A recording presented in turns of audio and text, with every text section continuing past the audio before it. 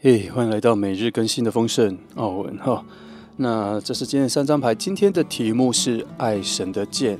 将要射向谁？爱神的箭将要射向谁？哈，那这今天3张牌，等一下如果你决定好了哪一个号码，记得到留言区把号码留下来，让你们的共振跟连结更强哈。好，等一下牌子拿近看的时候，你想看久一点，记得按暂停哦。来，这是第1张。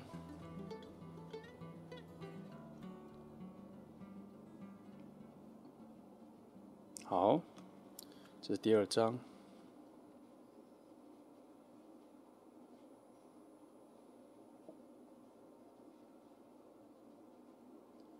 好，这是第3。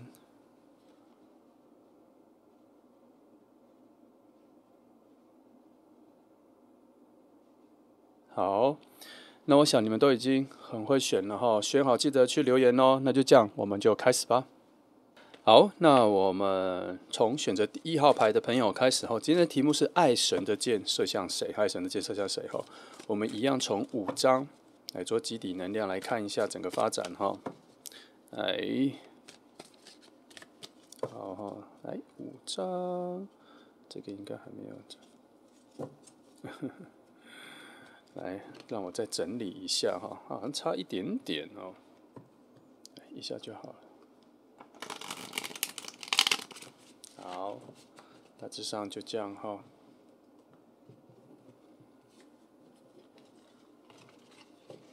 来，第1张，自己跳出来了。哦，就刚好就是1号牌刚刚的选牌耶，这么特别。来哈，好，来，好，再来2张天使卡哈。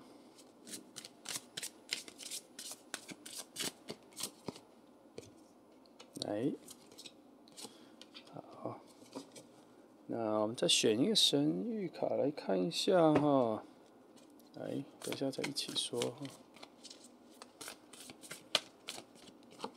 就这2张，好，来，再来补1张梦境卡好了哈。今天抽比较多卡哈，就是看直觉了，有的时候没有要抽，就是没有要抽。来，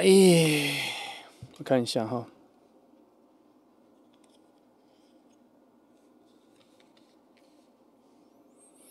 爱神的箭射向谁哈？其实啊，爱神的箭这个爱情能量已经帮你选好了人了啦。我从这里就是看起来是箭已经射出去了，不是只是在瞄准哦。哦，不是将要射向谁，是已经射出去的人已经选好了。我来看一下附近神。我从这边感觉到这个路径是你往他那边走去哦，是你往他那边走去哦。有的时候情况就是这样子啦，他这一张太阳牌从我眼前出现的时候哈，它闪耀着的那个光芒是开启了你的路，还是开启了他的路？哦，我一看到这一个打开光芒的时候，是在你的脚下开启了路，我跟你一起往前行那一条路，所以这一条路是你开启了你往他里的路，所以它比较像是说爱神的箭帮你牵引了一个人，然后射向他，你只要拉着那个线往那里走去就可以了。好，那因为这里跟这里有一种前行的方向的，然后好像已经开启了新的路径了，你不得不往那走。如果你近期是有一些生活上的改变的人，那你就会在那边遇到他。什么意思？就是如果你最近有要换工作，也要换住家，你要去远方旅行，还要去那里去读书，去那里读书。如果你是这样子的角色的话，那你就会在那里遇见他。那如果你不是的话，你的生活中慢慢的往前进行，按部就班，按你现在的方式进行哈。记得要有一些小目标有一些小目标，因为他现在是为你在前方打开了一盏灯。太阳牌啦，我们不会讲说太大的太阳啦，那就因为我还是会有一种开灯的感觉，开的那一盏灯，在一些迷雾里，在隧道里、黑暗的小巷里、公园的黑暗，它就是开了一盏灯，然后帮你开了那一条路，你就往那边走。所以你必须要有方向，你必须要有新的目标，你才能往。如果你现在各个生活各方面你都就是保持现状，什么都不动，那它不在你附近哦，它在某一个爱神摄像跟你帮你铺的一条一条路一个道路，那个道路是有一些大石块铺成的平的的路往那边走，旁边有一些围栏，有一些可是颜色各方面都是阴阴暗暗的，所以它并不是在大白天里面展开的，它是一个比较隐晦的环境里要慢慢探索的一个方向。所以这边告诉你，如果你没有近期没有设定任何方向，你要去找，因为它在你有一个前进的感觉的地方。好，这些大的话就是我刚刚说的什么去旅行、去读书、去搬家什么的 ，OK， 那个你已经有了就有。那如果你没有的话，你可能要去学一些新技能，去上一些课，要一些改变。如果你不去健身房，你可能要去找，你去试看看去哪里。你要有一些新目标、新场合，要把新的空间拓展开来。它才会再往那个方向里面会出现因为我在这边没有看到那一个爱情能量是在原地不动的，是在你这个范围原地不动的里面滋养出来的。它在前方它在前方。那我再仔细看一下你看，这是就是我刚刚说的那整个感觉，在前方有门有草，在户外暗的各方面有方向感的有爱神的剑，你看我们这么多牌，就是有抽到这个剑有方向，有路径要往前然后再看一下，好，这张牌暗示了一件事情它没有离你那么近，它还是需要一些故事线的发展。我们这边频道常常会讲说，我们在寻找的时候，是你跟他的故事线，然后如果有遇见的那一个交接点，那就是会让你们遇见那个时刻。那可是现在它就是现在有一个路径要往前走了，目前可能比较像是说你们是往这样子在前进的但是然后这样子在这个地方会面，可是它会到这里就停下来。那你在这里，你不往这边走，你们就不会遇见。如果你一直在这边的话，它不会遇见，因为它在这里发芽所以这个爱神呢，就有点像是帮你铺了这一条路，然后你要往这里走，去那边遇见。知道它是这个，可是这一条路并不是笔直，它是一个弯弯曲曲，你还有很多人生下发展之后来到遇到它，那它也会这样弯弯曲曲，然后遇到它。但是这个弯弯曲曲就是那个人生线要发展完整之后，我们两个会在完整的这些状态里面遇见，是这样子的概念。但至少我们从这个牌已经看到说那一条路已经出来了，已经有方向了，你至少有开始行进，不久后，通常不会太久啦。以这个状况来讲，然后我觉得已经出发了。你不是在原地，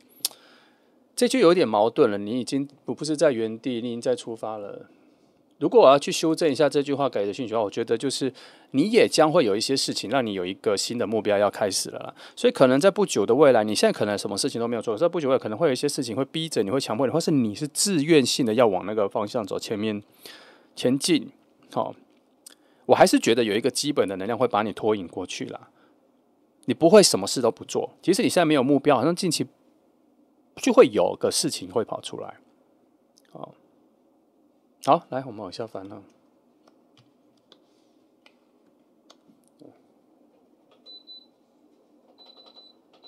好，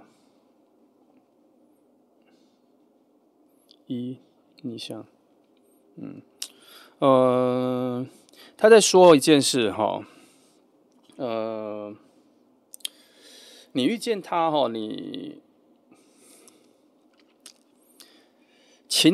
他希望请你，我想一下他这里要讲，好，我知道了。他说，请你接下来看完这张牌往下走的时候要有两个很重要的事情。当你遇到重要的决定的时候，请你想两件事。第一，要选择需要拿出一点勇气的事情。譬如说有些选项，它有些比较简单，不需要什么勇气什么的，你只要去选就会变得比较简单。事情选择的话就简单就可以做。可是他现在有一点希望你挑战一些事情，然后他需要你拿出一点勇气的选项，会比较好。另外，你要聆听内心的某一个直觉，而不是用理智的去判断是非好坏。他要你内心有一个直觉告诉你说，比如说前面有3条路，你内心非常有一个直觉就告诉你，反正我就是要选一，我没有要经过任何判断，我的直觉告诉我就是选一。好，然后你选到一的时候，如果内心有一种需要有一点勇气、需要挑战的感觉的话，那就是那一条路要走。它现在有一个这个讯号，它这个讯号是说，它这一个往前走的这一个路径，似乎就是我刚刚说那个弯弯曲曲的路将与它会面的那一条路径上会遇到的非常多的挑战跟困难。但我没有觉得它是有多大的挑战或什么，他只是觉得说这是一个丰富的路径，你可以走得简单，走得平稳，走得很平常平凡。但是这一条路，你尽量这样子选择有挑战性的、需要一点勇气的路径。你在遇到它的时候，你会变成一个更加丰盛的自己，崭新的自己。我在想，他这个路径会这样子讲啦，通常就是因为你们两个应该会有一个交汇点，但是如果两个的能量不够完整，或是不够到能看到彼此的时候，那个时候会错过。所以爱神的箭虽然这样射向那个方向，它可能是在指引你这个方向会在那里遇见它。可是这一个路径你不能白活，你不能白过，不可以。他没有要你轻轻松松的走过去，他希望你在这一条路上的时候有一些不一样，不一样。我是会觉得他如果这样子有点刁难，我是觉得有点多余了。但是有的时候我看了那么多牌，其实通常会有这样子的时候，通常会有这样子一些挑战，会让你去过一些经历一些人生线的时候，它其实真的会有一些意外惊喜，它会有一些意外惊喜，而且有的时候会加速你跟他的见面，然后也会在你们遇见的时候会有一个更好的能量的相撞。我都会相信说，很多的事情，很多的挑战，这些都是为了某些事情先准备的。它也有可能是你也会遇到它，可是你可以用更好的自己遇到它。那他为什么要这样？可能是为了你们后面能量的结合，有一些事情，有一些摩擦，有一些不相同什么的。可是你前面的这些经历，只结合先获得了，在那个时候遇到的时候，似乎很多事情都变得比较简化、比较淡化、比较简单、比较没那么困难，也有这样子的一个道理啦。总之，这两个牌的讯息你可以先记得哈，这是非常善意的，它是非常善意的哈。那，因为它不像马上就会遇到它啦，只是它这两张牌也许我觉得它也有可能是在暗示一个方向，是说你在遇到它之前，你的人生会有一些挑战啦哈，你的人生会有一些挑战，那你就要鼓起勇气的去追，只是鼓起勇气的去挑战一下，先不要管他是不是往爱情的路上走。他可能是在这一个遇见他之前的时候，他有抓到一些你的人生有一些经历，他可能会觉得你可能会有一些气馁，你可能会有一些不知所措，你可能会有一些茫然，在遇见他之前会有一段这样子的偏向走低谷的方式。可是他这两张牌在提醒你说，记得能让你提升勇气往前挑战的事情，每一件事情都会得到丰盛的经验，而且你要试看看，你会发现那个完全不一样的自己。然后你内心的直觉的声音会在这些阶段里面会越来越明确，越来越奠定你直觉的准确度。你通常那个直觉内在那个直觉我都会把它当成是对自己最舒坦最好的选项了，但它不是为了你当下的舒坦或什么，它有时候是在为了你未来，还有搭配你的人格想要往未来走的一种直觉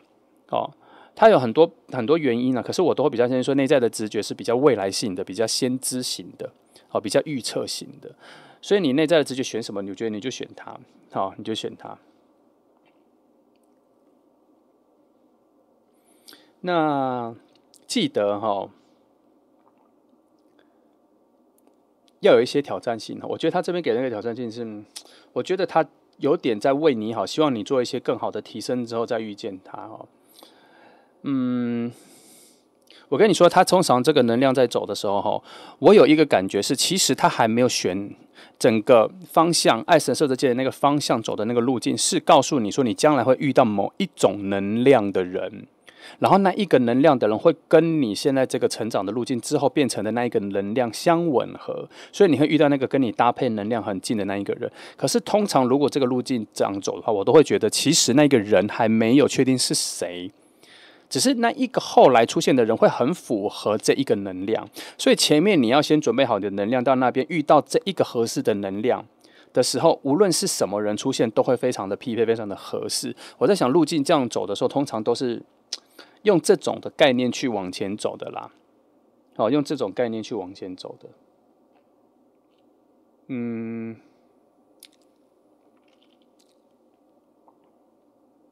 好，所以今天这一题爱神的箭帮你指，他射的不是一个人，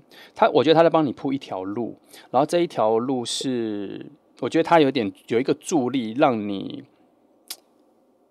在某个短时间内，从现在到未来几个月间，你会有一个很好的成长。如果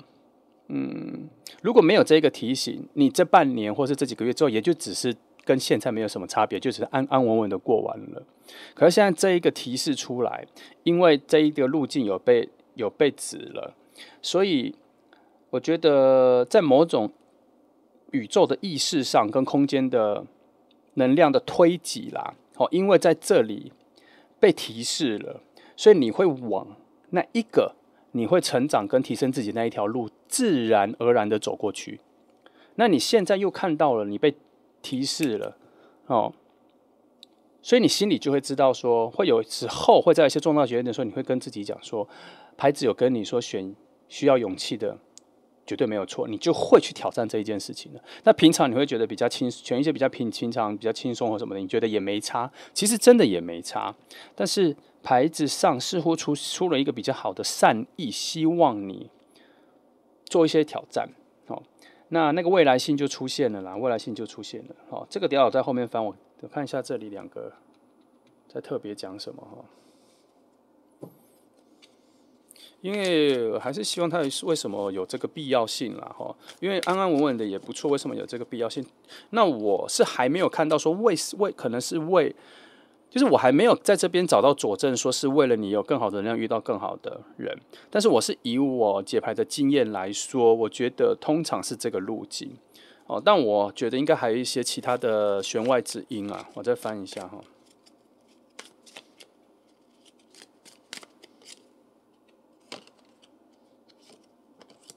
2张那就2张。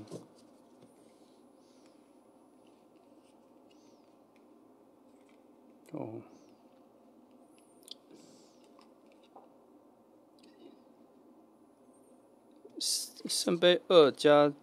节制牌，他其实在告诉你说，你的人生在某种失衡的状态下，近期这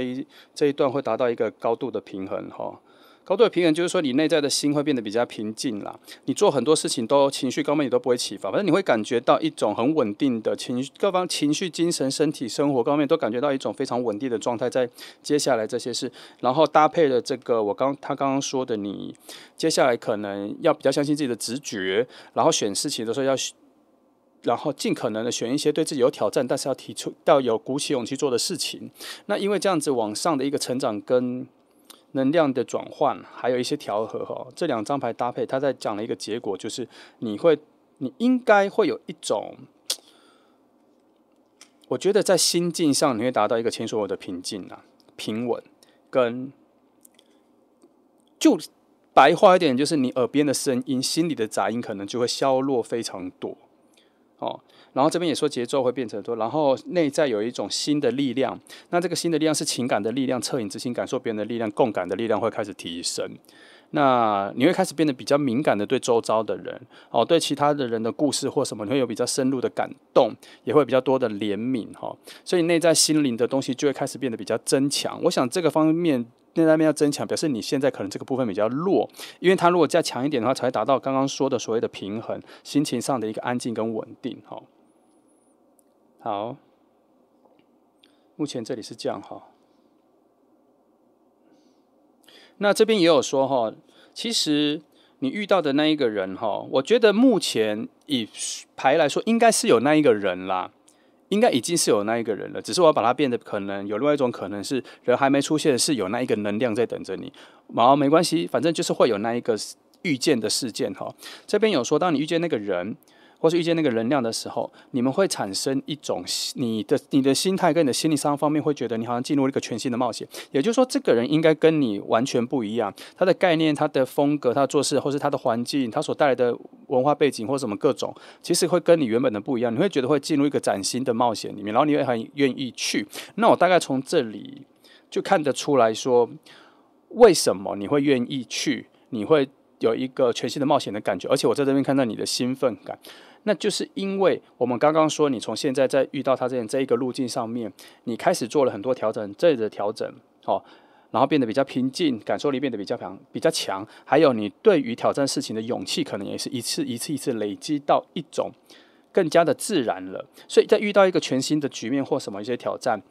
或是一些选择，跟你现在的生活截然不同的时候，你就会变得比较怅然。比较悠然，比较放的胸襟会变得比较大，就去接受，因为你会觉得没什么，不就是个挑战吗？我有足够的勇气，那大概是这个路径了哈。来，好，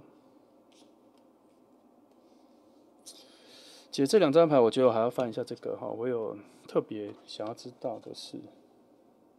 好，用这个好了。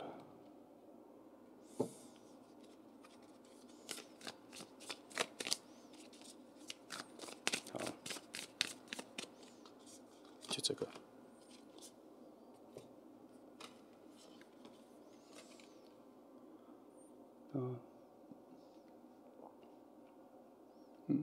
好，对方哈，因为我在用一种近似的方式来看两种不同能量到底是什么了。我觉得你们风水火土能量各拆半。好，我觉得你这边水能量强一些，火水能量强一些哈，就算有一些风能量也被反向的去进行，变成说要一种反理性后够直觉的方式，所以我觉得水能量变强了。那你们两个遇见错，我觉得是各半，所以他那边应该是风土能量很重，所以他就是一个非常理智的人，做事情也是非常有计划性的哈。然后内在情感可能会没有你这么强烈，你这里现在只是内在情感的敏感度还没有达到最完整、最好使用、最直觉最够精准的时候。可是，然后你在遇到它的时候，相对之下，你会发现你的内在直觉跟以其他人的共感跟感受力会非常强，因为以它来对比。可是也因为这样子，你的稳定性可能会偏低。虽然你经过这一条路之后，稳定性已经提高很多了，可是遇到它之后，你才会发现你的这个稳定性比较能够追上它。可是它的稳定性各方面土能量应该会更强。哦，所以我大概知道这个路径应该就是你再差一点点就会符合你要遇到的那一个人或那一个能量的比例啦，就两个比例如果要各拆半的话，你现在还不到那个一半，所以需要在一些哦，其实他那边也是啦哈，我这边看到的是两个对等的，所以他现在那边也应该有一些事情在训练他，最后会变成这么稳定，对生活或各方面会变得比较扎实啦。哦，好，是。好，来，我再看一下这里。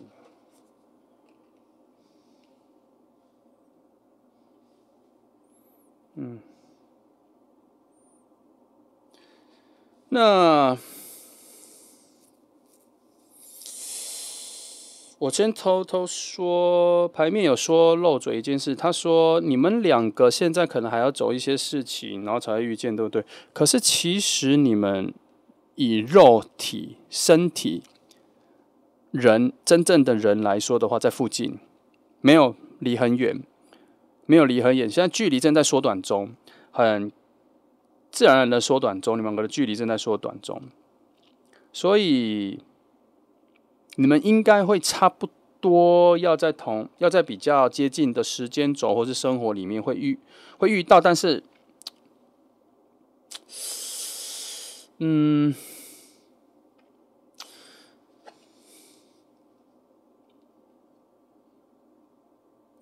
这边讲一件事情是，你们有可能会先以一种非常普通的朋友或是认识的朋友，有点像点头之交、淡淡的朋友关系，有可能是工作上的一个非常普通的关系，然后先认识，然后爱情的情愫可能没有那么快出来，没有那么快，哦，要慢一点，爱情情愫会要慢一点，所以所以这一个人应该在未来里，他应该会先从一个你的生活里的新的角色出现啦，但是你们要变成有交往或什么时候，他可能就是在你后来认识的人里面浮出来的。那个水能量可能是要有一段时间的相处之后，那个感情的融洽度就会浮出来哈。这个这个说破了一点未来的时间点哦。我来看一下这个。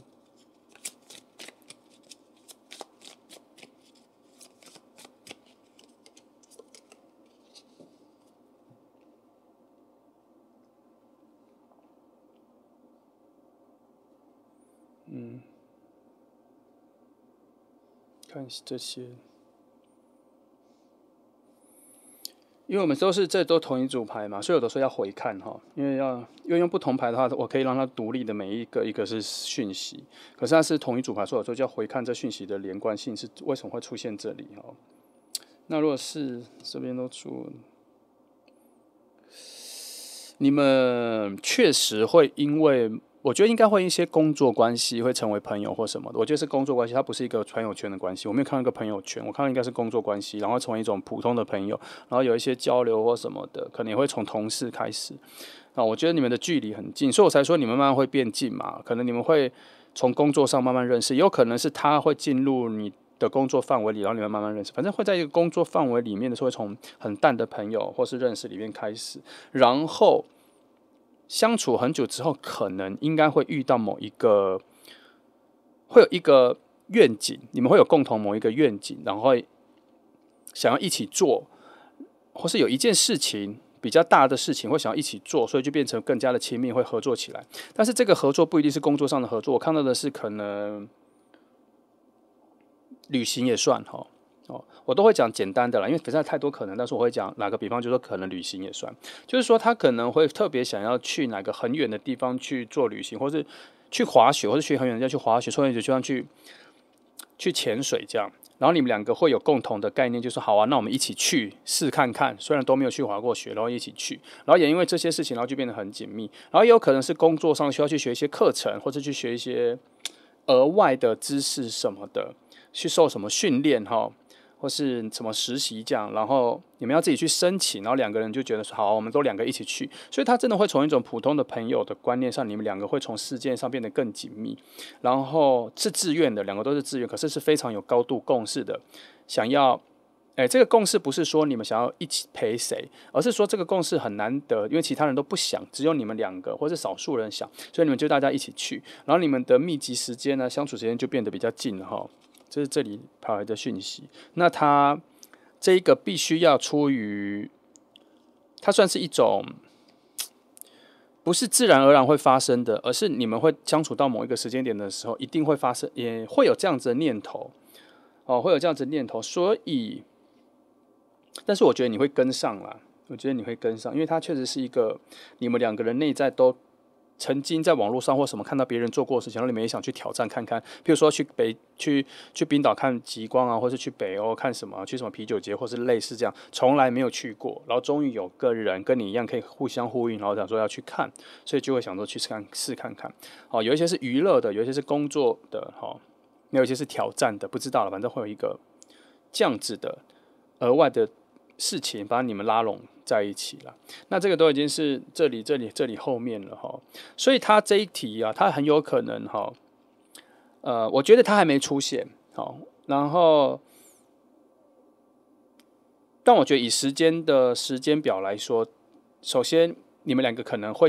快要认识了，然后认识之后会有一段时间是用一种非常普通的、非常淡的朋友在相处，相处频率蛮高的，可是都没有爱情的情愫。直到会有一些特别的事情出来的时候，变成你们两个会自愿要一起去完成，一起去共同成为伙伴的关系，或是陪伴的关系。去的时候，两个人的感情情愫才会开始起来。主要是因为水能量这里的水能量被压在非常下面，被压在土能量的非常下面，它必须要经过土能量的创造事件之后，水能量的感情才会出来。它不是本来就在那里让你们领的，没有，它就是躲在非常里面哈。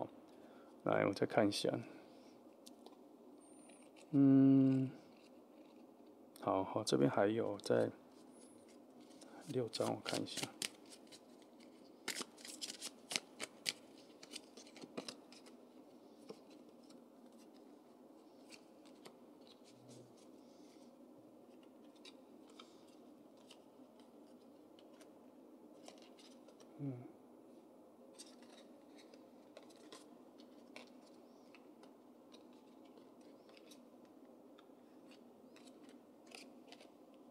先看上面，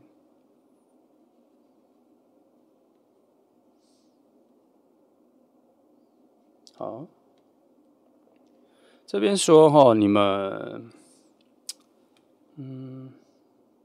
他这边偷说了一个小小的讯息，是你遇到他的时候会有2个讯息。第一，他会让你感觉到非常的轻松，很放松。即使在工作场合上，为什么你只要跟他讲什么，你会感觉到非常的放松。第二件事情是你内在的直觉会很大声的告诉你说，应该是这个人，就是这个人，直觉的感受会非常加强因为这个骑士牌逆向的时候，它以能量来说和它在的那个位置来说，是一种比这里在高度反理智的，所以它不是你在眼前或什么会判断出来的，你内在会有一个很强的声音告诉你说就是这一个人。好，那我大概知道为什么前面要会有一种希望你更相信直觉，我觉得他这个就已经是有理由的啦，可能是为了要养成这一个理，它出现的时候，你内在会有一个强的直觉会爆发出来，会很明确，然后你心里会有一种很奇怪的热量，会有一种觉得睡醒的感觉，睡很饱的感觉，很有活力的感觉，在它出现的时候会有这几个点你注意一下我觉得这几个点最重要的一点是，你遇到它的时候都会有一种非常高度的放松感，很松很松的感觉。那个松的感觉有可能包在安全感里面，但是我觉得它不太像安全，它更像是一种很放松的感觉很无忧无虑的感觉。遇到它的时候，然后再看这里，把宝剑全部都反了这件事情让我觉得很有趣。好。那土能量也是这里其实没有什么太多，我觉得需要讲的，反正就是，这搭配起来，它就是一个答案啦。你遇到它的时候，会有一种，你会有一种松开的感觉，好像你原本很多的压力绑住你的束缚，你的生命里、生活里的一种约束、制度的约束跟社会的制约，在遇到它之后，你会有一种放开的感觉，主要是因为它这边带来的稳定能量很强，然后会让你觉得有一个人顾，有一个人照顾，有一个人会包这些难处，然后你只要尽情的放松，然后就好像是有人带着你玩，你只要专心玩就好的感觉啦内在会有一个这样子的讯息出来了，遇到这个人的时候，然后他好像也不会要求，他会什么事情都做完。这就是我刚刚说你们两个能量遇到的时候，我从这边看到的两个能量，就是他可能就是土风能量很强，所以你才会有这个舒服的感觉，因为他什么事情都做好包好了。那你会想说，那为什么他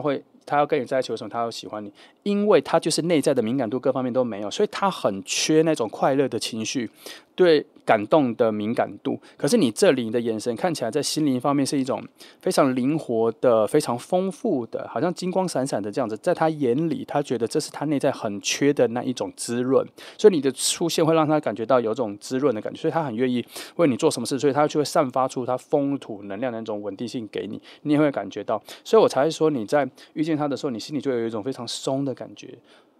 他有可能被包住在安全感里面，但是我觉得不全然是，我觉得他就是你会有一种很松弛的感觉就对了啦。我觉得这个直觉应该可以算是比较，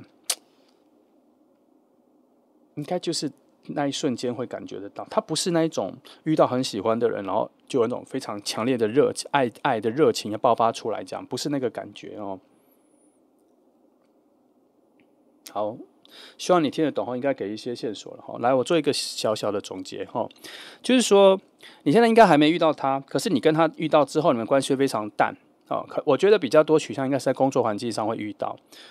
然后他会是一个新的角色，是你生活里面新的人，他现在还没出现他不是你现在有的朋友，可是他出现之后，你会从一个非常淡的朋友的角色或什么在相处下去之后，然后渐渐的会有一些特别的事情，会只有你们两个想去做，或是只需要你们两个去做。那各方面来说，因为你们的能量是有一种高度互补型的，所以你们两个搭配的时候是非常好的队友，是非常好的伙伴。也因为这样子搭配几次，或是只要搭配一次之后，就会发现彼此的重要性跟对方的感觉很不一样，跟先前很不一样。那么你们的那个水能量就会从这里之后就会开始出来了，就有点像是说地下水被你们挖到了啦，然后就会开始进入什么交往什么那些的，后面都没有说，只有说到这里那你可以等待一下。那这个时间来说，我觉得不会特别长，因为我觉得它不会超过2季，也没有在1季，我觉得它已经很近了。这边确实有看到一些能量，就是已经很近了，所以才会有很多吻合的能量，有一些迹象啊，有一些内在的协调性的一些讯息组合的结果跟预测都已经跑出来，所以我觉得它应该是算蛮近的啦。那你再期待一下吧哈。这选择1号牌的朋友，那谢谢你来听哦，祝福你哦。好，接下来我们来看选择3号牌的朋友，2号牌的朋友，一下就跳到3号，没有2号牌。好，来，我们一样哈，先从5张牌来看基底的能量哈，来再看一些分子哈。那我们会开始改变成，就是说，遇到问题我就直接翻牌问哈，不要太依赖牌阵哈。来，因为这样子我也比较能够捕捉到更多疑问啦哈，我自己也很想知道，有时候有些讯息出来的时候，我觉得感觉还可以问更多事情，我就问下去哈。来，第1张哈，怎么被折到了？好，没关系。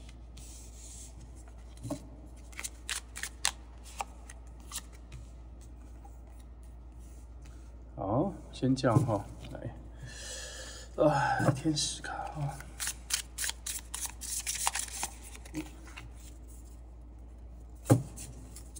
好，哎呀，再看一下，再看一些讯息卡。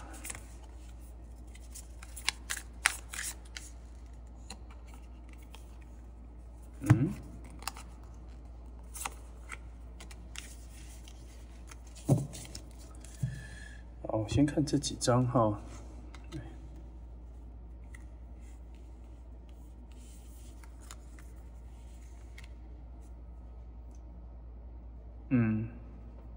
权杖皇后。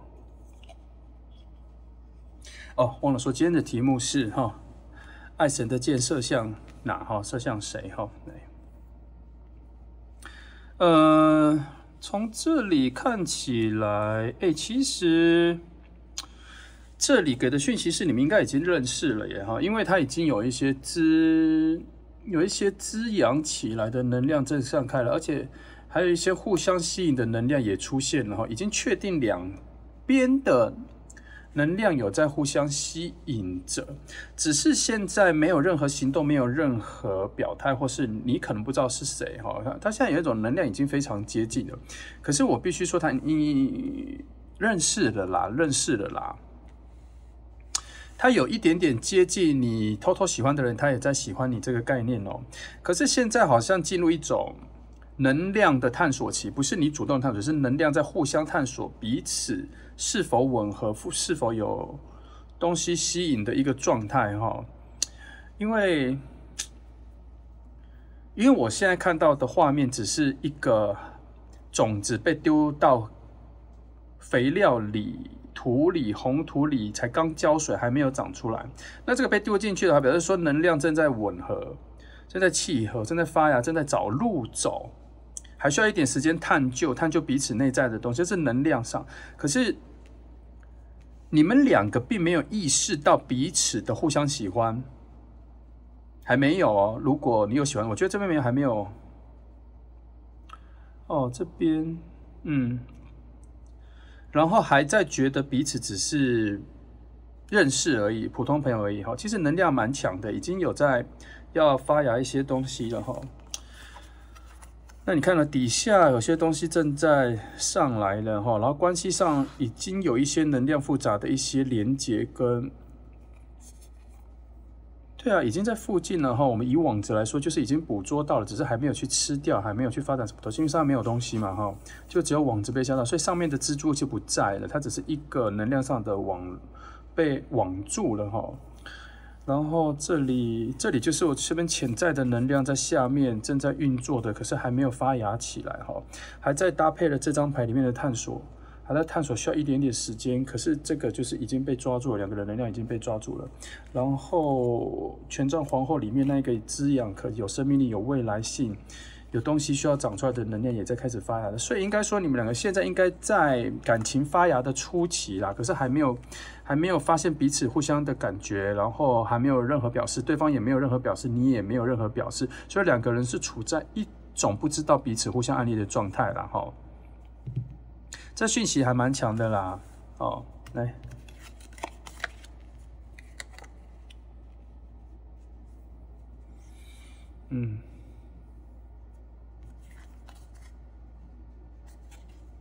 好，那我觉得你们之间的朋友人际关系朋友现在是有一点混乱的状态了。他有一点点像是他被藏在了朋友圈里，你也被藏在了你的朋友圈里，所以两个人的讯息是没有办法直通的，会有一种很像只是认识，可是不是同一个圈子，不是很熟的朋友哈。可是有点像是你偷偷喜欢他，他也偷偷喜欢你，你对他有特别的感觉，他也对你有特别的感觉，可是两个人的眼神还没有对到，可是每次靠近的时候，能量靠近的时候都在捕捉一些可以连接的东西哈。那个连接的东西，如果连接到的时候，它就会有一些主动性跟拉扯，然后你会有一种欲望要去认识他，然后如果两个讲到话的时候，就有可能会有更多的内容会产生。可是现在就是每次接近的时候，联系的东西都抓不紧哈，很快就散开，就散开了哈。那还在调和中，可是调和的不好。所以调和中就是说，你们两个人接近的能量跟各方面，还有旁边的人际关系圈的一些故事线都还在调和中，可是调和的不好，还是处在一种非常复杂的状态哈。所以你们两个要察觉到彼此有特别的心意或感觉，还需要一段时间，因为他还在整理哦，算是整理吗？在整理了，可是能量一直没有找到对的啦哈，就是说。有点像是玩积木哈，有点是玩七巧板。它虽然是一个方块的时候，然后那个积木的形状不一样，可是它一定能够拼凑成吻合的状况。现在还在那个拼来拼去的，一直没有拼对就对了哈。好，再往下看。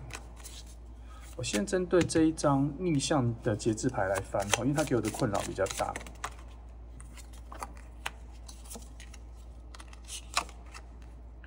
哦，这个我就。这个我等一下再看哈，先看这个，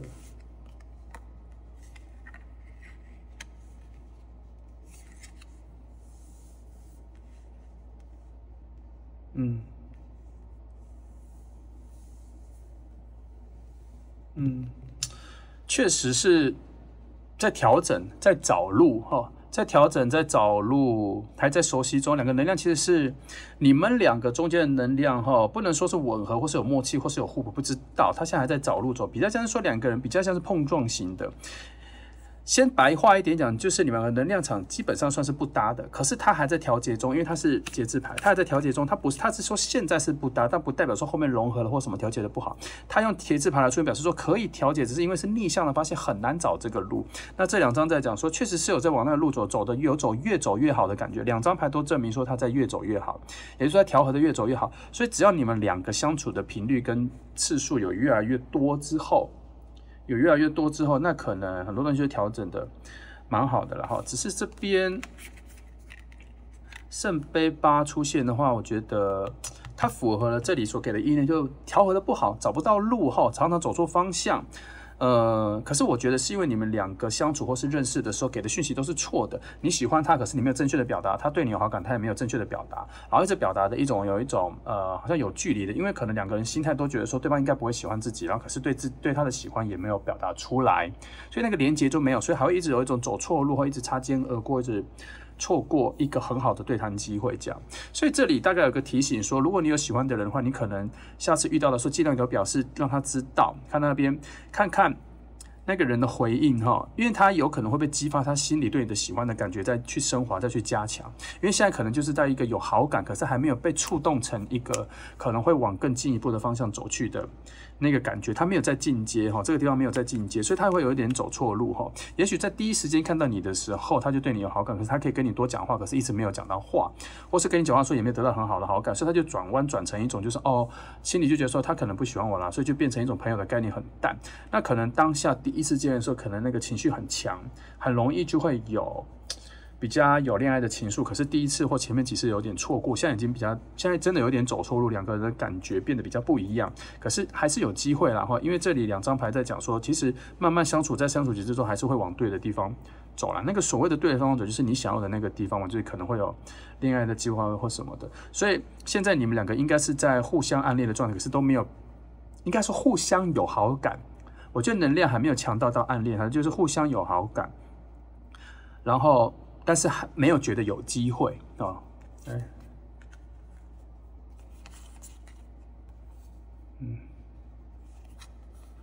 看，你好，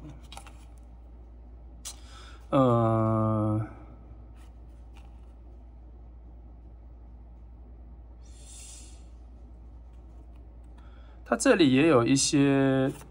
其实这个先等一下，我先讲这2张牌哈，因为它这个女祭司逆位牌的时候，你们2个其实应该要达到一个某种2个人概念上的协调啦哈，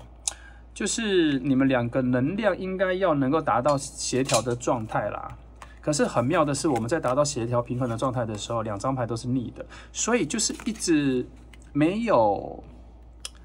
很完整的处理起来。你们2个的人的能量有点像是主菜，好，要咸要甜，在同一道菜里面一直没有抓准那个感觉，好。每次去试吃的时候，舌头的感觉都不一样。那舌头的感觉被什么影响？被周遭的事情所影响。好，这边有一个周遭影响，对，这里就是它有一种，就是你们每次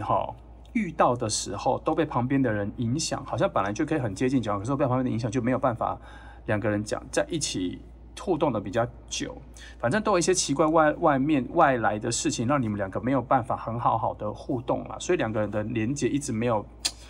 有在一个很对很准确的地方达成共识，然后水能量一直被排挤掉，没有很正常的跑出来，在你们2个的关系里建立一个新的情愫，以至于现在的状况来说，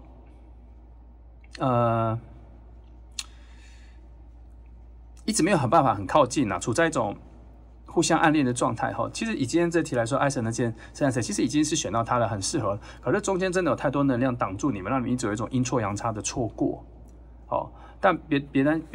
担心啦，因为这里还是有一些前进的牌哈，比较好的牌啦。有在走，虽然这里是逆向，但是实际上还是在走，只是会转弯，或反正就是路走的不顺哈，常常选错路这样。好。只能说这个人很近了啦哈。我不是很确定说到底是互相暗恋我不是很确定到暗恋这个程度。可是我可以确定说你们2个是互相有好感，只是没有摆明出来，没有表明出来哈。到表明出来，让对方知道其实有一段距离哦。你们连第一次感觉到互相喜欢的那个情愫都没有出现，而且还在很后面，要在很后面。应该要在现在之后好几次之后才有可能会开始有那情愫。可是这个牌在这里在讲说，他很有可能只感觉得到一下就没有了，或是在当下其实很有感觉，可是会有一种不信任感和不确定感，然后就没有了。就是你们2个会一直觉得内心都会觉得啊，其实他没有那么喜欢我啦，会一直琢磨在或者专注在自己喜欢对方的这一件事情上面，会忘记去感受到对方有没有喜欢我，或是其实察觉不到，所以2个会一直在以为对方没有不喜欢我的状态下去喜欢彼此哦。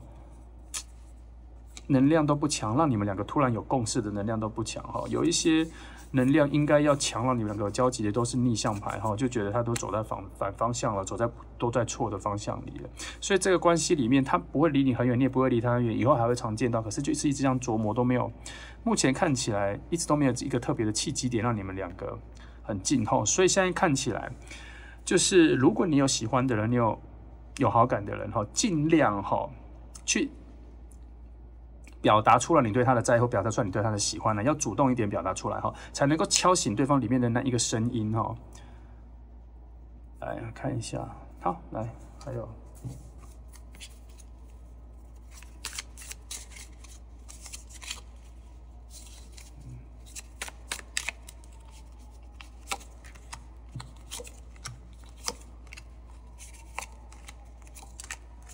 看这里。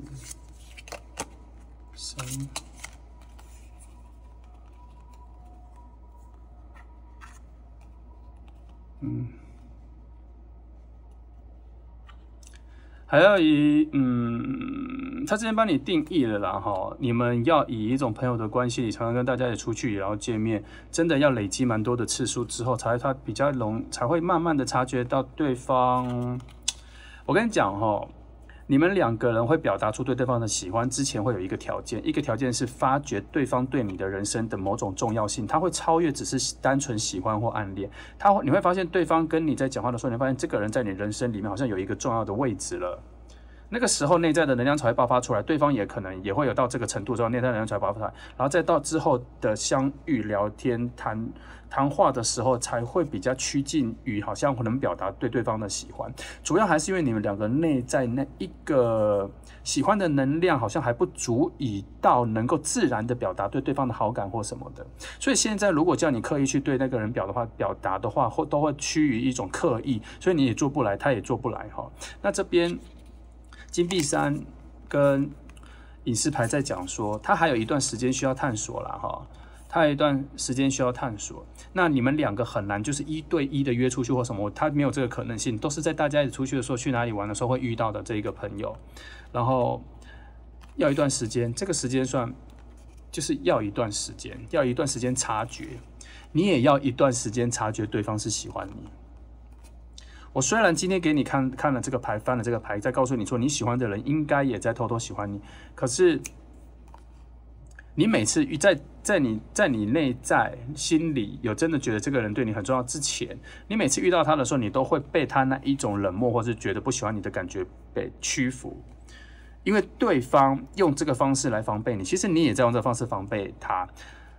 不想表达内心的真的感觉，主要是怕受伤，怕表达出来，其实对方是不喜欢自己的。今天即使说破了，可是那个关系跟你的表现其实是僵化的，而且你内在其实有一个不相信啦。我有感受到那个不相信，所以我才跟你说，内在必须要有一个肯定句，告诉自己说，其实这个人蛮重要的，我一定要告诉他我喜欢他。我没有要期待他的回应，我只觉得这个人相处这么多次，我觉得这个人在我心里放得很重要，我一定要告诉他。要到这个阶段之后，那个情感的能量才会出来了，才会进入这个圣杯10哈，因为这叫什么？因为你们两个的内心的能量已经达成某种共识了，跟你有意识的觉得有共识不一样，但是内心会有一种共识，能量会很近。等到那个程度的时候，你再遇到他的时候，你们俩会自然而然的讲话，自然而然的谈天，自然而然的靠近。那个时候再说出来对彼此的喜欢也不晚。来这里，你再看这个。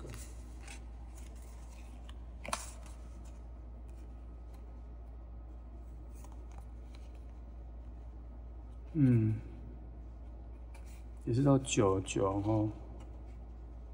好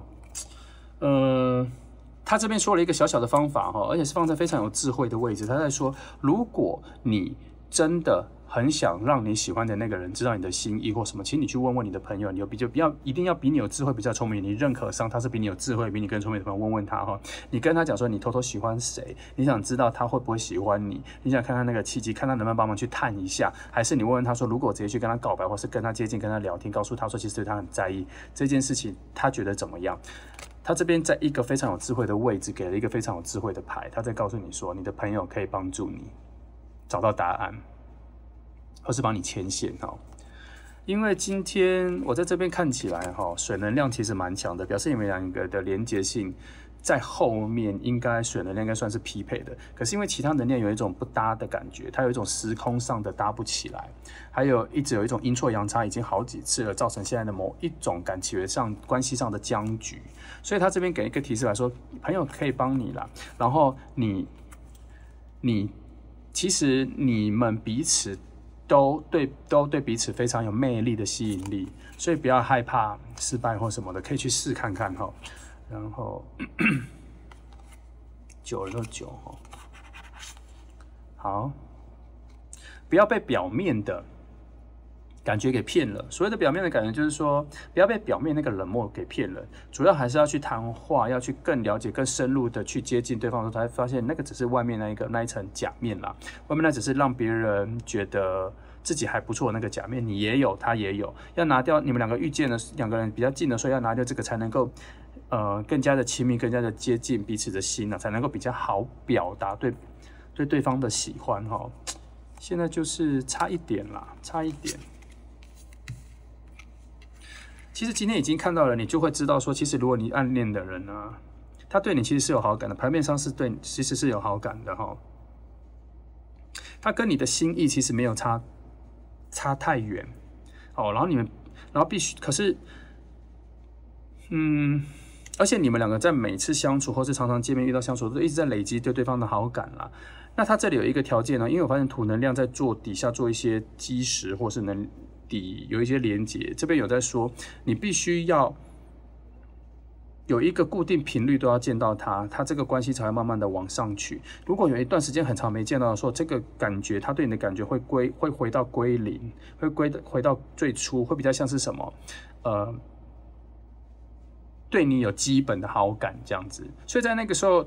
如果这样子离很远再讲，然后再说对喜欢，再跟他讲说你喜欢他或什么的时候，会起不了作用，因为他那个反应没有很大。那你这边对他的陌生感也会慢慢的累积，太久没有见了，他只用思念或是想来说的话，能量没有办法起来。你在遇到他，在跟他讲的时候，会产生那种很强的陌生感。所以你跟人关系必须还是要有一个固定界面、固定频率，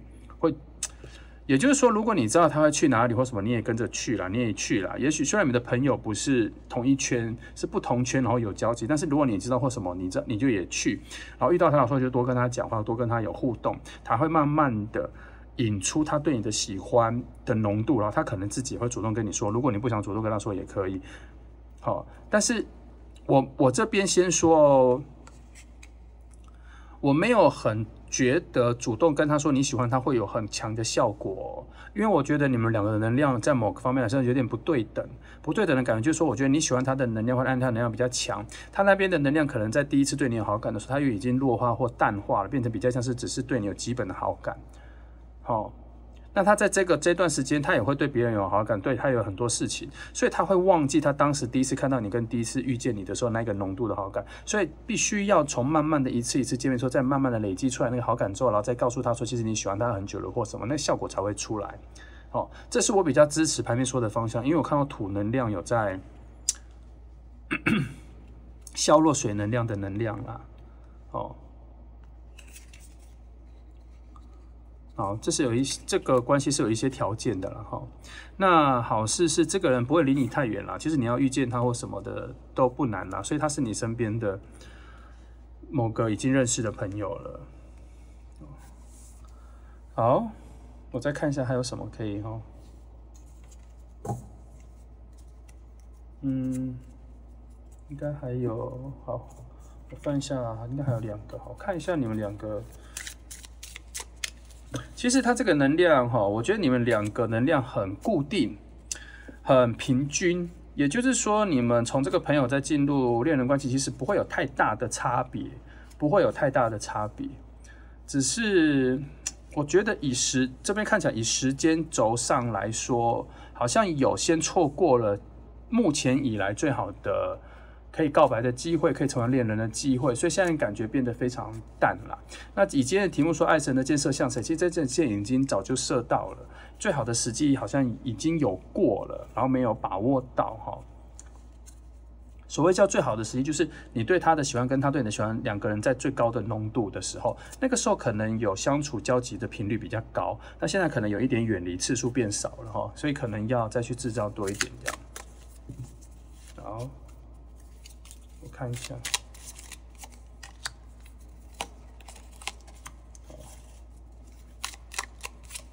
这个我只是看能量哈，所以就没有正反。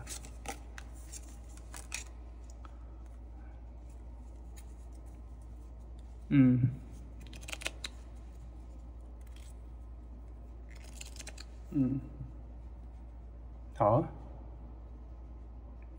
你们这边4张两种提问的答案都告诉我说，提问我就不告诉你我问了什么了。可是他2种答案都告诉我说，你们的情感的互相喜欢哈，明确知道对方喜欢你，你知道你喜欢对方是要用很摆明的、很明白的讲出来的，没办法用意会的慢慢感觉到的。可是这边有说，当你明白的直接讲出来的时候，会得到蛮好的效果的，会得到蛮好的结果的。但是它有一个先决条件，你心里要有某种感觉，是你现在跟他有蛮好的关系了，最近的密集度有偏高，有比较高了，然后话也比较多了，感情有比较热络的时候再表达比较好，不能在不能在比较这边有很确定的一个感觉，说不能在冷冷的状态里面突然有点像海啸似的去告诉人家说，其实你已经喜欢他很久了。虽然他心里对你也喜欢，可是以刚刚一路上看起来的来说，他现在的喜欢，他现在对你的喜欢已经退到比较到好感的感觉了。他有点忘记之前你第一次看到你的时候喜欢的感觉，你的浓度比他多很多。所以如果你还没有在制造一些关系频率变比较高，相处变比较融洽，比之前再好一点的时候，你就只告诉他说你对他好感，他会有一点接不住，或是有点反应不过来，你可能会有点失望，他的反应不够热情或不够好哦。好，我来先做一个小结哈，因为我现在都讲蛮快的哈，因为我想把讯息就看到就直接告诉你。那这里我先做一个结论哈。这个人你已经认识了，而且好像已经认识一段时间了，因为爱神的箭好像在很早之前就已经帮你们牵线了。然后当时你喜欢他，跟他喜欢你的能量其实是很近的。那其实如果再多进一步，再更靠近，再多密切的交流的话，可能那时候就有可能已经进入交往了。可是很奇妙的是，当时你跟他都用一种暗恋的状态，都没有办法把自己的心意讲出来。因为我看到这里前面有一些土能量或什么的能量，顺的能量都是逆向，表示说那个时间点应该有很多的杂音或很多的其他的事情，朋友圈各方面的其他因素，就这边我没有抓的其他因素，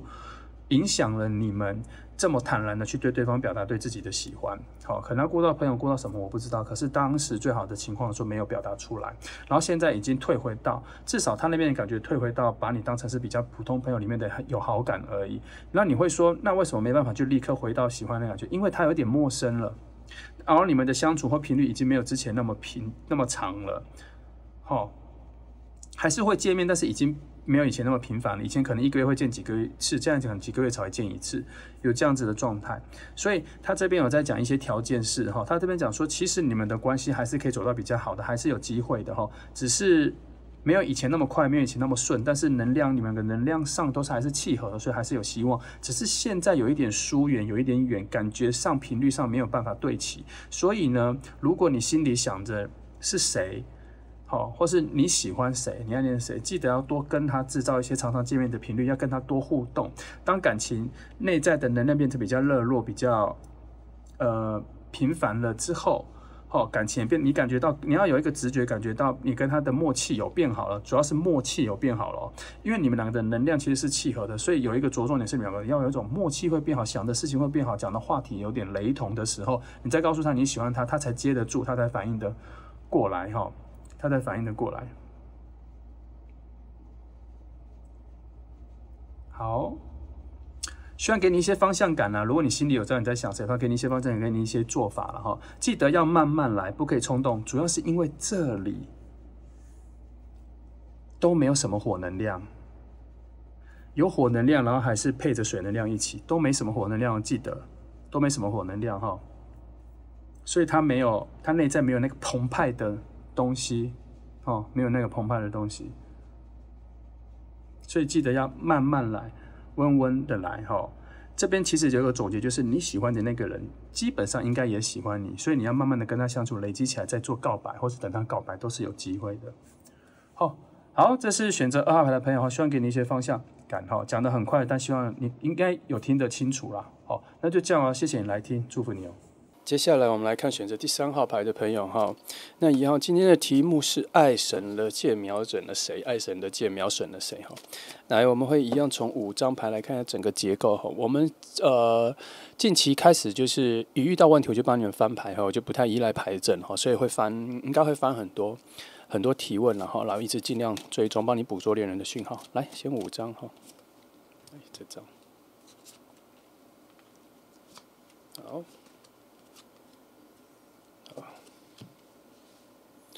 这里5张哈，来，我再尽量在开头翻多一点牌哈。来看一下这里，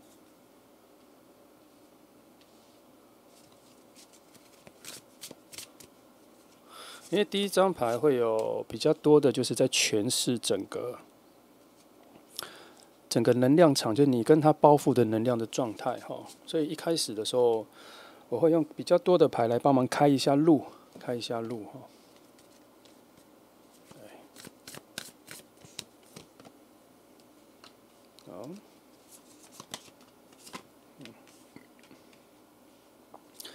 看一下哈，这是，先这个就好了哈。其实我还有想翻的啦，但我觉得这就，你们目前哈，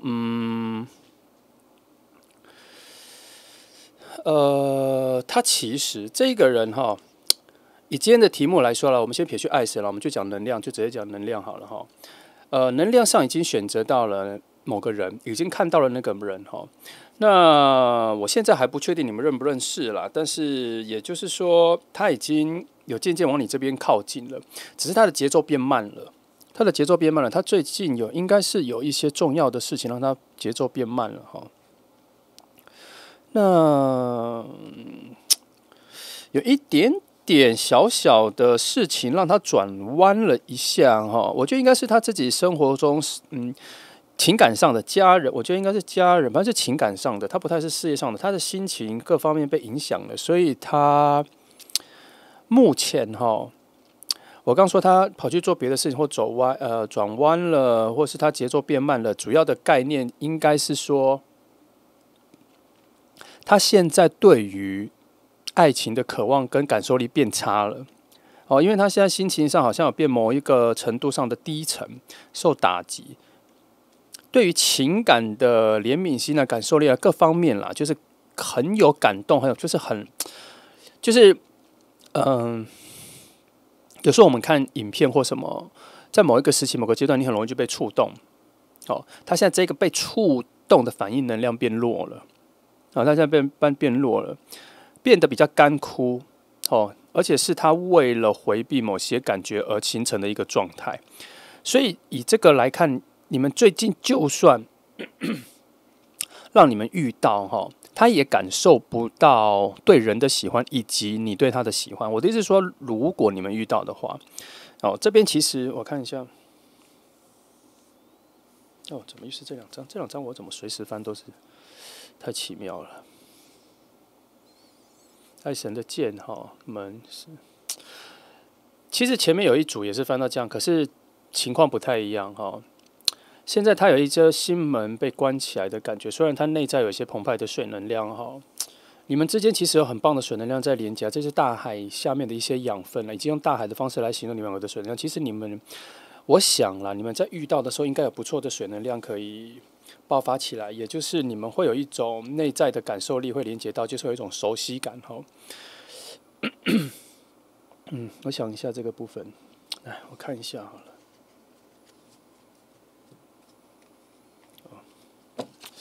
我用托特来翻一下。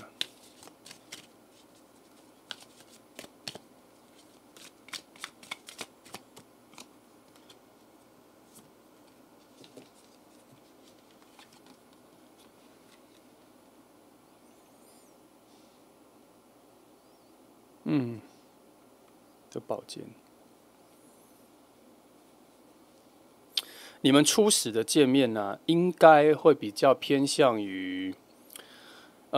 朋友间的理解对方我觉得你们的相遇，你们会有一种很心有戚戚焉的感觉，对于某些事情、对某些状况或什么的。我猜你们不是，我猜啦，我觉得你们一开始遇到的时候，就会非常有话题聊。然后会有一种朋友的姿态开始聊天，然后会越聊越深入，之后发现彼此的事情很类似，彼此的经历很类似，彼此理解生活啊一些讯息也很类似，价值观也很类似，所以你们就会慢慢聊起来。可是，一开始是用朋友的状态来做，然后你们其实很处在一种很爱跟彼此聊天的一个状态，会好一阵子我想一下我一直有一个画面，就是你们在不同的场所，见面，然后聊天，然后很舒适的聊天，然后聊完了，可能也不会去逛街或什么，然后就离开了这样子。你们会有一段时间，长时间会是比较一个陪伴聊天的朋友，然后那个情愫在底下一直有，其实那个水能量在底下一直维持着你们很需要和依赖跟对方聊天的一个状况。那这个水能量，我不认为它会被用完了，主要是还差一些火能量来去激发一些你们的更进一步关系的更进一步。但是这个水能量，就像我刚说的，它这个有一些大海的能量哈。一般来说，所谓的灵力啊或者精神力，最容易补足、最容易充电的就是大海。所以像我的部分的时候，有的时候我已经无法确实是会有的时候无法感觉到任何东西的时候，我就会去看海啊。那以这个比例来说的话，你有2个底下就已经有，我觉得有大海的能量，水能量是非常丰沛的，所以你们这个关系会维持很久。可是我还是没有看到那一个突破点，应该有一个突破点，让你们的关系更前进哈。可是我在想，可能是因为他那边的关系，他在认识你之前，尤其是现在哈，他有一些心理的精神面的打击或什么，他有点沉下去了，所以他对于渴望爱情或是渴望一段爱情的这个向往，在目前他的心里是成为一个没有的选项，但是。所以他对你会有另外一种精神上的依赖，所以你们前面这个朋友关系，精神上的朋友关系应该会蛮久的，但是我觉得也不错啦，因为我看到一个连续性跟捆绑的、紧绷的、约束的、牵连的2个人扎实的在一起所以至少时间性会一直很长，并不是一触即发或是昙花一现的一个关系。这一组又出现宝剑这里再次证明他还是需要一段时间了你看宝剑又出来了，再做一开始，就是说你们2个开始理解到要走向有情感幸福的方向的话，可能不是那么直的过去了，他还是需要经历一些事情，然后触发让你们2个的关系变成有新的感情关系出来，不然他会一直维持在朋友关系，然后信任的关系，心灵交谈它会变成一种知心好友，然后接近 soul mate 的状态。记得它有可能会这样子因为圣杯10嘛，然后逆位，它并没有让你直接就进入一个幸福状态、恋人的状态，它有一些曲折，它需要经历一些事件才会慢慢爆发出来。但是我们不能否定圣杯10本身的正位的存在，它只是逆位，它在讲事情的发展是往上、往下、往偏、往正。好，那这里我觉得它是往偏了，但不代表圣杯10的能量不在，圣杯10的能量还在，我觉得它只是在诠释一种绕路。那因为太多的宝剑能量出现了，所以他在讲的是他需要很多的整理，或是很多的你们俩的关系很像一个乐高积木或者什么积木，然后被打碎了、拆开了，要重组。好。那个积木可能最后变成是一个爱心或是一个恋人的状态，可是这个过程需要很多的重组，这是你们两个关系的一个旅程，这是你们两个关系的一个旅程啦。好，所以从这里来看的话，你们要从认识进入恋人关系，可能真的要一段时间了哈。但是你们也喜欢啦，你们会心里会觉得说也喜欢这个朋友，然后后来自然而然变成恋人也是 OK 的，因为你们会经历彼此的蛮多事情的，才会慢慢进。但时间速度等一下哈，我先确定一下你们已经认识了吗？还是因为我突然觉得后面的讯息很多，感觉不像不太认识。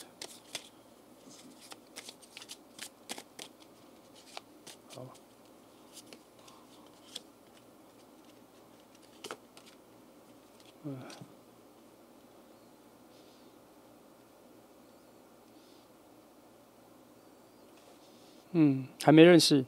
还在找还没认识，还在找，还在路径上，还没认识那会是什么状况？等一下来我帮你看一下，是朋友圈还是？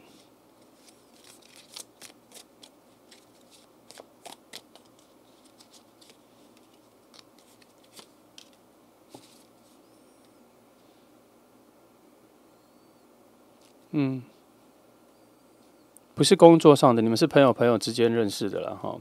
还没认识，你们应该是出去玩或是什么的时候认识的那你要有一个心理准备你就算遇到他的时候，他整个人的状况还是蛮低迷的，不太爱讲话比较退在后面一点。但是也因为这样子的状态很吸引你，然后连接到你，然后你才会跟他比较有聊天和讲话这个很明显了。我说的很明显是你会被他的某一种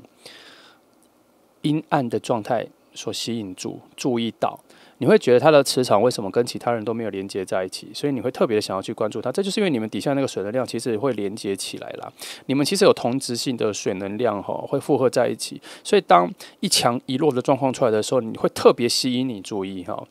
因为你对于相同质性的水能量的状态会非常的敏感啦。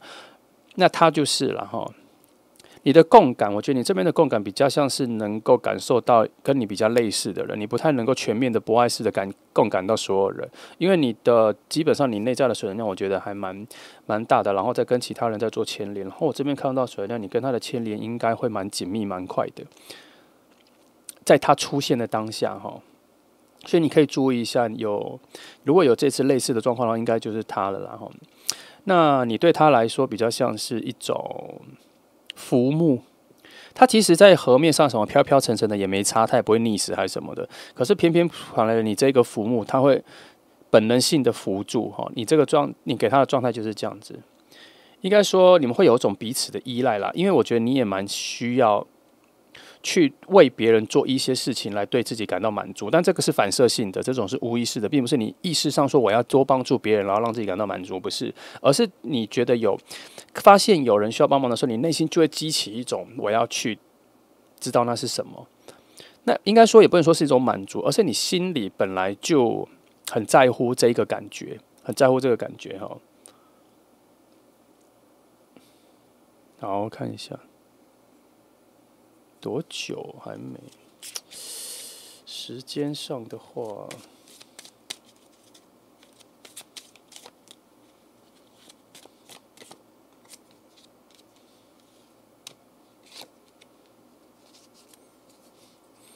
我问的是你们两个遇见的时间上的话，速度是很快，也就是说快接近了。可是逆位的愚人牌在讲说，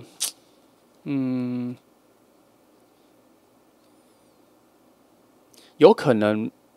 遇到了，可是没有发现有可能遇到了没有发现。他的意思说，其实会很近，接下来会有一个讯息，或是很有机会，你们会变得非常近。也就是说，可能会出现同一个宴会啊，同一个活动啊，同一个什么朋友群约啊什么的，你们会有非常近的一次可是愚人牌并没支持，愚人牌好像倒退了所以我觉得会有一种错过的感觉啦。但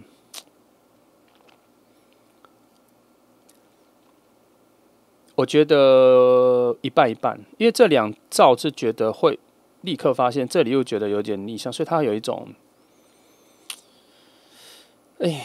我只能说，这里看到的是你们接下来会有一个非常接近的状况了，但我看起来应该错过也没关系啦，因为能量连接的很近。等一下。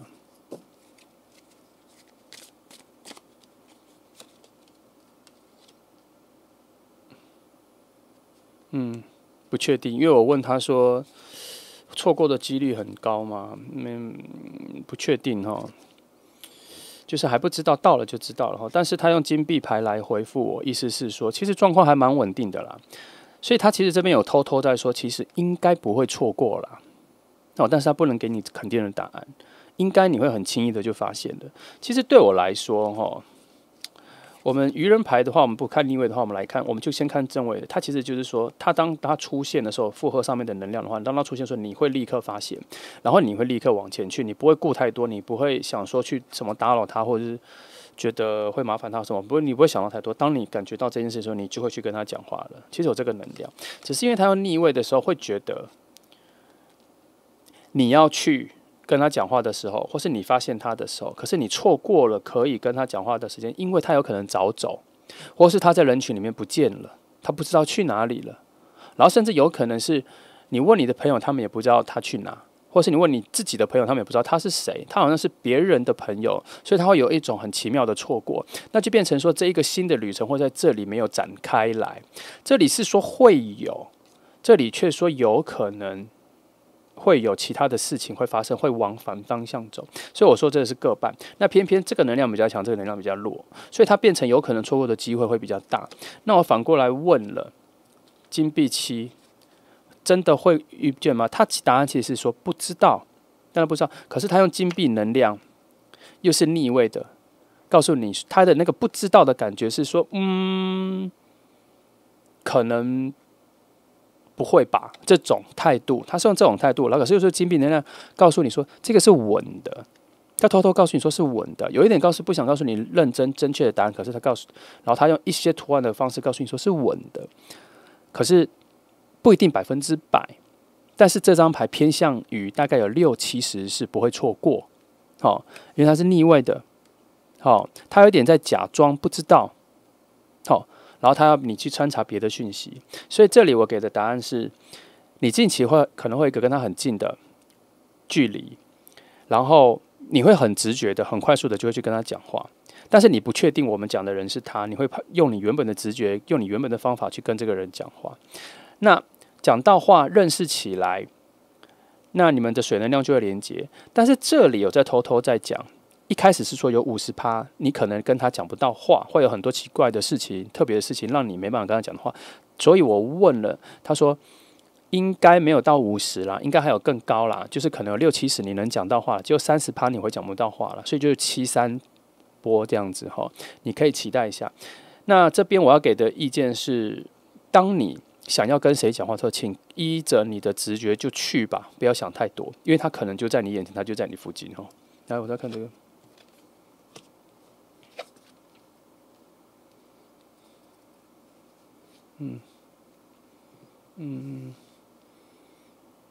这张牌说，你们两个会笔直的、慢慢的走向在一起的路径上了。所以，就算这里错过，我觉得以这里来说，这个路径是比较远的。它这个路径是在这里，比方说这边有一条路，这一件事情可能是在这里。所以，就算这里错过了，可能还有1、2、3、4、5、6很多事情才走到这里，你们还是会遇见。所以，他的意思是说，笔直往这里走的意思是说，这个没有，这里会有；这里没有，这里会有；这里没有，这里会有，终究会走到这里。所以他请你放心，不用太执着。每一次的错过，或是每一次的相见，你只要相信你的直觉，你想跟谁讲话，你想跟谁谈论自己的心情，就去。应该他就在这些人之中了。现在是怕的是说期待太多，或是设限太多，没有办法展开胸襟去跟任何你讲话的人讲话，就漏掉了非常多机会。因为他只是跟你说，这个人他有一个比较低迷的气氛，这是唯一的线索。这是唯一的线索，你可以把握住。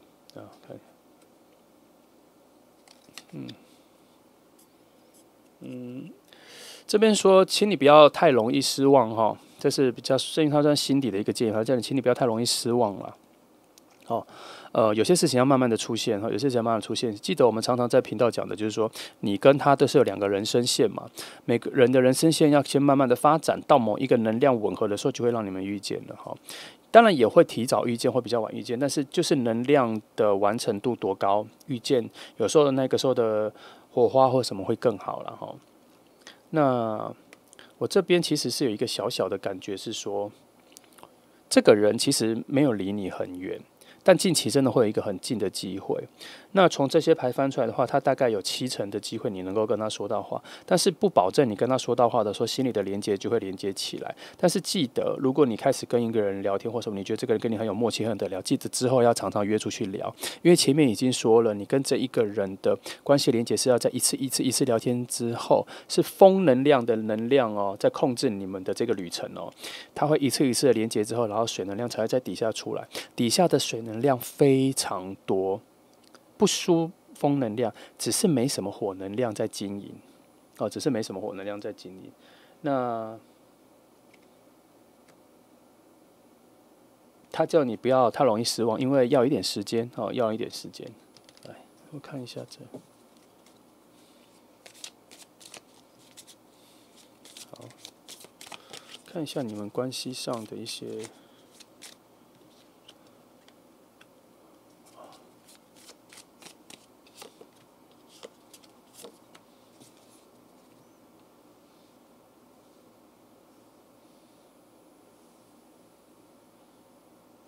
这边说，请你理解一件事情，你们会慢慢的走到钱币10啦，但是因为是土能量它快不起来，那请你这边讲说，请你慢慢期待了。然后金币国王的逆向告诉你说，请你不要太过于执着哈，不要觉得说事情都要照你的期待走哈，尽量用一种比较开放的心态哈。事情生活上所有的无常会发生的所有事情都是自然而然发生的，都要好好的接受，都要好好的感受起来哈。尽量把自己的执念、跟你的渴望、跟你的喜好，不要那么执着的要让他们成真。所有自然给你的东西都是礼物哈，这边有点担心会太执着于只想要自己想要的东西哈。有很多东西不在我们的品味里，不在我们的见解里，不在我们的鉴赏里，但它仍然是好的东西哈。好，这边好，这边哈确实多跟朋友出去啦，多跟朋友出去，因为他指引你方向的哈，这张牌讲指引你往这一条路径，指引你往你比较想要的那一条路径的方向的牌是圣杯3哈，告诉你说，请你尽量跟朋友一起出去啦，那个方向是从那里走的。那逆位牌的话，应该是说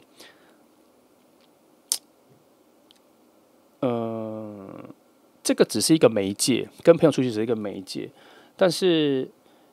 遇到喜欢的人，遇到有感觉的人，还是要听从自己的声音，而不要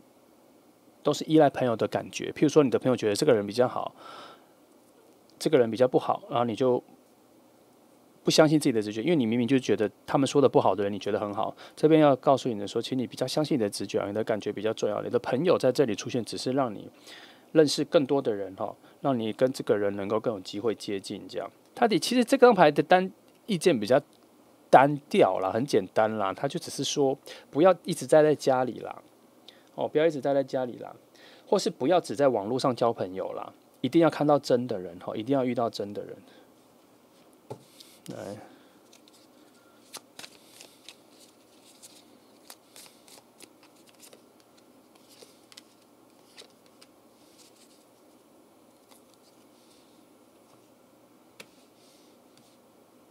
看一下。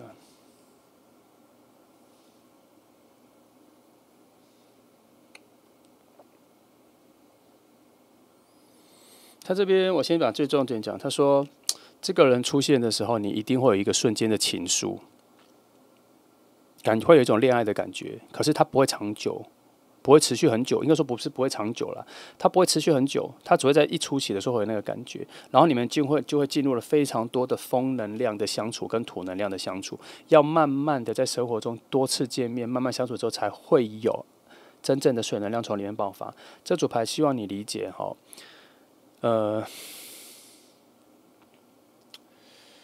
你们的这一组，那一个爱情的火花会在一开始出现一下子而已，他之所以不让这个火花一直往下去，是因为你们两个的信赖度、理解、感情是要从很理性的方面多聊天多谈话里面才会产生的。他这张牌希望你理解，那个不是爱情淡掉了，那个不是你们只能做朋友，而是你们两个人的能量的连接跟关系的重叠契合度要这样子慢慢建立起来。他可能跟你以为的一见钟情啊，一开始就一见倾心，这感觉有一点点背道而驰，但是你跟他这一组就是用这个方式再进一下，要往下走的。他这张牌希望你理解，不要因为好像那个感觉消失，或是一开始的感觉突然变淡了，就好像觉得走不下去，只能做朋友，或是觉得你不好啊，或什么他不喜欢你，没有，这只是一开始的能量就是这样子，所以才会有这么多的宝剑能量要土能量，这里要慢慢走，这里要慢慢走还有这里他很怕你多想啦。你很怕你多想，可是这里我真的，我用我的角度跟你说很多人觉得爱情应该要一直有很热情的感觉，很亲密的感觉，好像甜蜜期要无限长，好像两个人在一起要像一开始就这样热情，这样才叫爱情。后来变淡了，就觉得只是变成平凡或变淡，没有什么情愫，就觉得那就是感情变得很平常了，这样，然后心中会特别渴望要像一开始那样。很多人会在这个迷失里面哈，然后对于自己的决定，或是对他这个人的认可，或是对自己喜不喜欢他这些感觉都摇摆不定了。其实今天这一题，他希望你理解一件事情是，你们一开始互相喜欢的那个火苗爱苗更短暂。甚至比一个烟火爆开还短暂，但是他没有说后面不会再有，后面没有，因为后面真的有火能量都在风，以这个能量的顺序来说是风土，然后水火是这样子的顺序，所以它的旅程是说，你们要在慢慢的相处之后，然后慢慢的把内在的那一个水能量拿出来，感情能量一点一滴的拿出来，然后累积起来，这个拿出来就不会离开了，不像甜蜜期好像用掉了之后就不甜蜜了，没有，它这个比较像是说，它是慢慢累积，那个情愫会越来越浓，之后火能量就会出来，火能量出来是在干嘛？你们就会进入新的关系、新的阶段，会有新的旅程、新的概念，会找到新的生活。那它原本这个比较萎靡、比较低迷的状态，它就会复苏起来，就会起来了。记得这一组你遇到他的时候，他的很多感觉都是比较低迷的，他需要恢复期。他需要回复期，然后这里有非常多的还跟你保证，你们走的路是对的，慢慢走就会到这里，好，慢慢走就会到刚的那个圣杯10，好，只是这张牌放在很远的位置，所以要慢慢走到这。这个是你们近期就有的向往，心里的水能量就有这样，可是它要逆向，表示说它先放在底下了，我们要慢慢的再把它从后面再拿出来。好，他现在的状况跟你想的不一样，现在的状况跟你想的不一样，才是他要这样慢慢的要到后面才会有。然后这边有非常多的路径，需要你理解，要慢慢的走到这里。好，有一些加速的牌，有一些的牌是在别的方向出现了哈。好，希望你听得懂。那我来做一个小小的整个流程的，等一下哈，还有一张牌好像是，哦，没有，这个就是要慢慢走。然后这边提醒你哈，如果你近期真的遇到这个人或是什么，遇到任何人无所谓啦，反正你近期会有一个对什么感情一直有种不顺利，然后怎么跟你想的不一样的烦恼的时候出现的时候，这张牌告诉你说，你就去烦恼吧，至少你会想清楚一些事情。至少你后来碰到类似的事情，或是这一件事情你遇到的时候烦恼，你会知道你自己想要什么。这张牌在告诉你说，你就认真的去烦恼吧，认真的去思索一下。好，因为这张牌给的位置是一个非常正面的方向，它告诉你说，这些烦恼有点像是一种训练，有点像是一种课程，你会得到一个前往胜利方向的果实。抽象的概念是这样，白话的概念就是说，你就去烦恼吧，把事情想清楚吧。好。不要摆在一边，当做没看到或什么。有烦恼就把它想清楚，把它想。要做决定就把它做决定，对你帮助会比较大。好，那我们回到这一题，它这个的意思是说，你会发现你们的感情好像进步的很慢，都是只做朋友这样子。然后你心里会觉得说，那等来该怎么做要变成恋人要什么？然后，为什么都只有这个状况，都是一直聊天或什么的？他其实心里就说，你就去烦恼吧。好。因为他也有一个概念是，你就去烦恼吧，说不定也没有答案，这就只是个过程。你就让你这个过程去想很多想了一遍一遍的想了之后，你可能就没那么在意了。但是如果你不经历这种烦恼的过程，不去想的过程，你会一直抗拒它，会觉得它很难，会觉得它很邪恶，像是毒蛇猛兽这样子，你不想去碰。可是其实它没有那么难，所以他才说你就去烦恼吧。你能想清楚的，你有能力想清楚的，你甚至能理解很多自己对于世界的价值观。你甚至可以提示自己要往哪里走，好，不要不去烦恼它，好，有的时候这种牌出来，在一个告诉你前方的路是对的，然后又希望就出这样子，它其实有一个